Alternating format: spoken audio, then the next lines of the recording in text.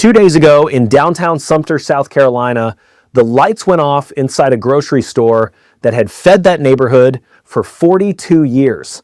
It was a Piggly Wiggly on the corner of Calhoun Street, and one of the people who lost it, a woman named Olivia Brock, who shopped there for 20 years, said the quiet part right out loud. A lot of people are going to go hungry, she said, because they do not have a ride to the next store. That store did not close because people stopped needing groceries. They closed for the same reason 8 chains are going dark this month. And that reason has a second half almost nobody is telling you. So here is what I am going to show you. First, the 8 chains locking their doors right now, and the neighborhoods getting hit the hardest. Then the part that matters more. There is one kind of business quietly moving into these empty buildings all over the country. And once you see what it is, you will understand this economy better than any headline about a closure ever explained it. Let me give you the 8, fast and in their own words, because the words are the whole point. Start with the biggest. Kroger is the largest grocery chain in the country, and it is finishing a plan to close about 60 stores over 18 months. When the company decided to do this, it took a $100 million hit on its books. That hit has a name accountants use, an impairment charge. And all it means is the company admitted those buildings are worth less than what it once thought. The man running Kroger at the time, Ron Sargent, told investors this: "We don't take these decisions lightly, but this will make the company more efficient." Then he said the colder part. There is really minimal financial impact, he told them, because the company would just move those sales to other stores. Hear what that means. Your neighborhood store, the one people walk to, is a rounding error on a spreadsheet in Cincinnati. 4 of the stores near the front of that closing list sit in and around Atlanta. Number 2 is the one from a moment ago.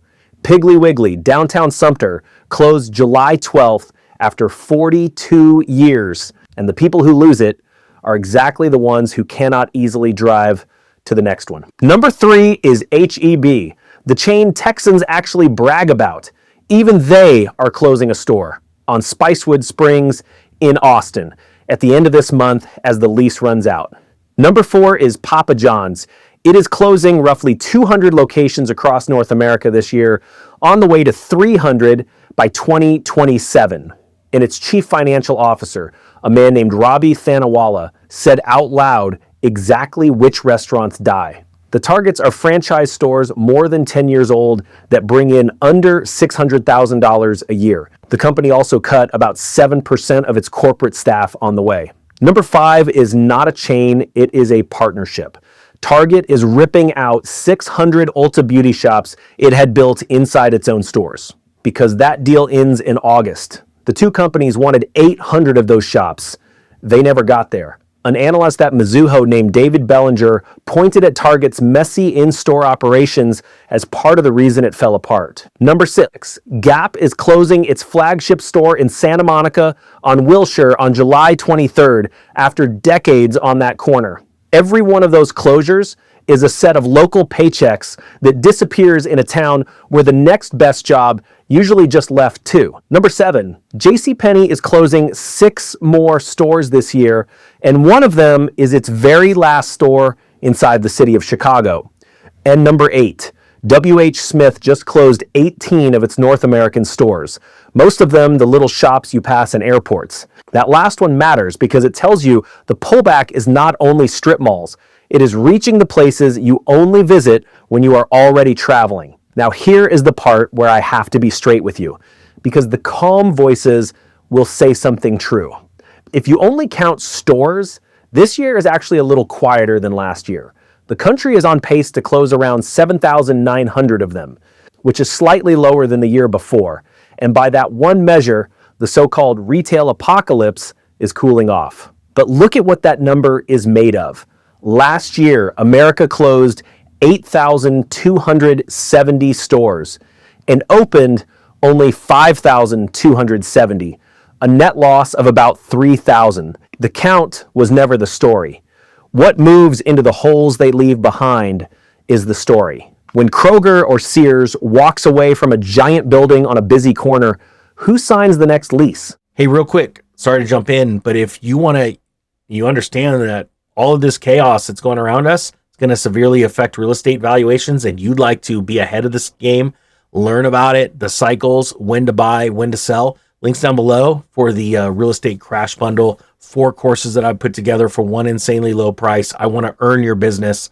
Check them out. You won't be disappointed. And hey, if you want, within 30 days, I'll blow your mind. If you're like, this isn't going to change my life, Ninja, send us an email. We'll refund your purchase. That's how crazy of a deal it is. All right. Within 30 days. All right. Let's get back to the video. The answer, more and more, is medicine. When the University of Rochester Medical Center in New York needed room to grow its orthopedics department, it did not build a new hospital wing from scratch.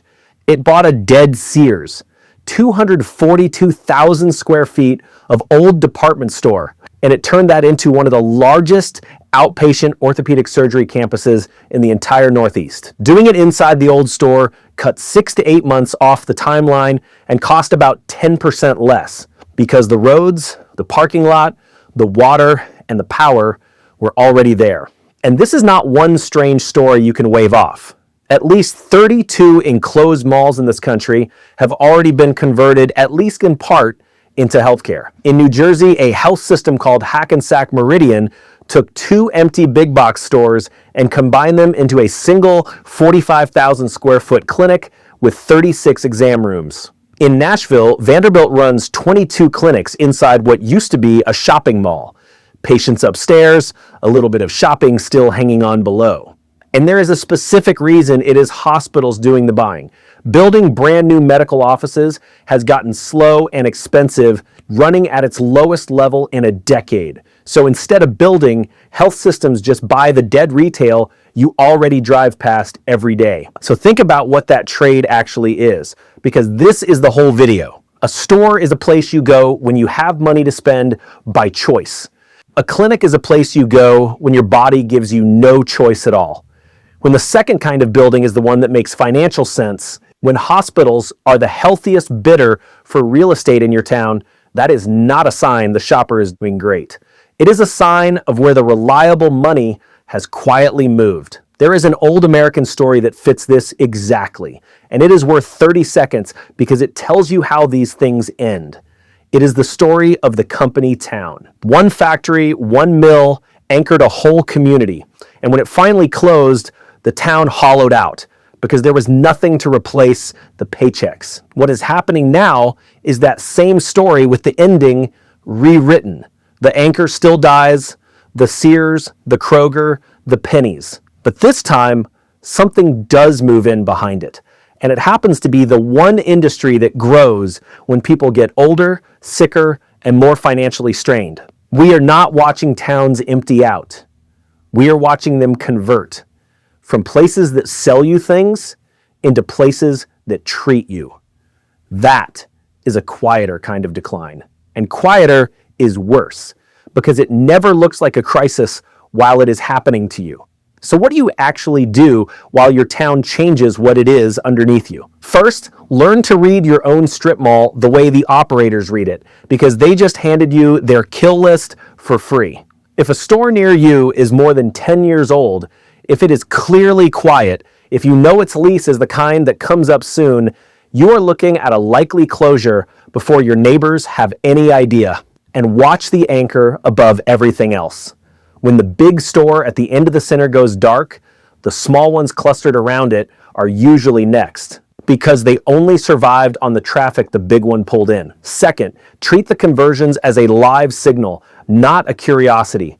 When a hospital, and not another retailer, is the one bidding on the empty box in your town, that is data pointing straight at your future. It is telling you the safe money believes people will be spending on care, not on choices. Third, and this is the one that actually protects you, do not leave your entire income tied to a building that could show up on next year's closure list. If your paycheck lives or dies on a store that lands on that list, then the day it closes is the worst possible day to start figuring out a backup. The whole lesson of the company town is that the people who survived the anchor's death were the ones who did not depend on it alone. The ones who land on their feet already had a second stream of income running before they ever needed it.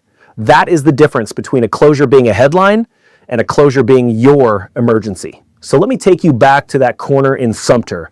Right now, it is a dark grocery store with a padlock on the door and a parking lot going to weeds. Give it a year, maybe two. Picture that same corner with a fresh sign, a full lot at 7 in the morning, and a line of people who are not there to buy food at all. They are there to see a doctor. That is not a prediction I am making up. That is the pattern running right now in more than 30 towns that used to have a mall. So go look at the quiet store on your own corner and ask yourself what it becomes next. Stores close, waiting rooms open. Watch your town. Economic Ninja is out.